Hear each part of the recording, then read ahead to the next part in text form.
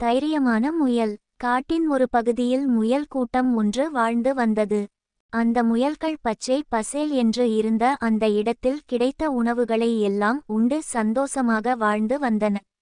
அவர்களுக்கு அங்கு சுலபமாக சாப்பிட உணவு தினமும் கிடைத்து கொண்டு இருந்தது. திடீரென கோடைக்காலம் வந்தது. கோடைக்கால வெப்பத்தினால் அங்கே பச்சை பசேலென இருந்த புட்கள் எல்லாம் கருகி உணவு கிடைப்பது கஷ்டமானது.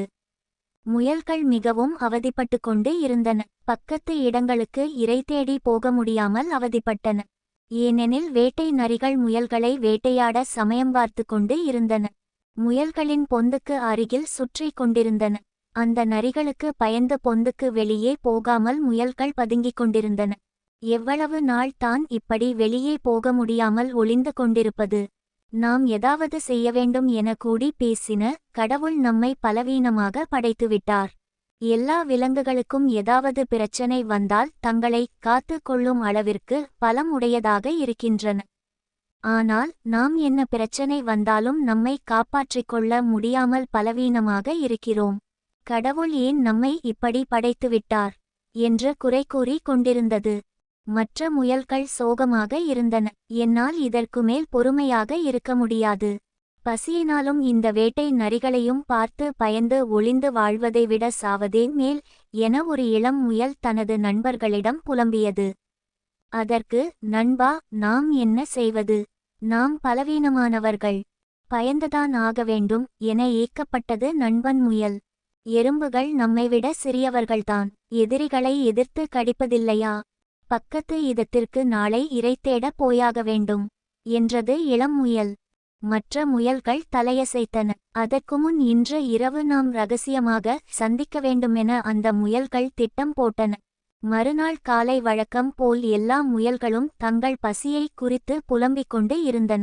இளம் முயல் எல்லோர் முன்னிலையில் வந்து, நாங்கள் ஐவரும் இரை தேட போகிறோம். நாங்கள் திரும்ப வந்தால் உங்களுக்கும் இரை கொண்டு வருகிறோம். இல்லையென்றால் நரிகளுக்கு இரையாகிறோம். பயந்து வாழ முடியாது இனி என சில பொருள்களை எடுத்துக்கொண்டு பொந்தை விட்டு வெளியே வந்தன. 4 நரிகள் தூரத்தில் பார்த்து கொண்டு இருந்தன. முயல்கள் தங்களுக்குள் எதையோ பேசிக்கொண்டு ஆளுக்கு ஒரு பக்கம் சென்றன. மற்ற முயல்கள் வேடிக்கை பார்த்த வண்ணம் இருந்தன.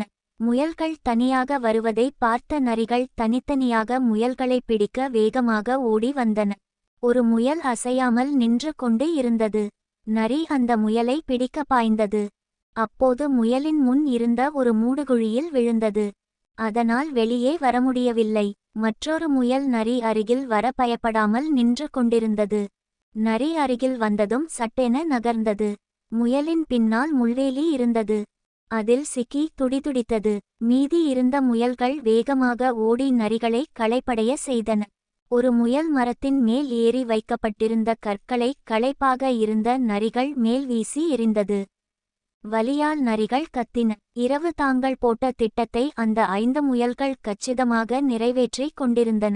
இதை பொந்துக்குள் இருந்து பார்த்து கொண்டிருந்த மீதி முயல்கள் தைரியமாக வெளியே ஓடி வந்தன. முயல் கூட்டம் வருவதை பார்த்த அந்த காயமடைந்த நரிகள் பயந்து ஓடின.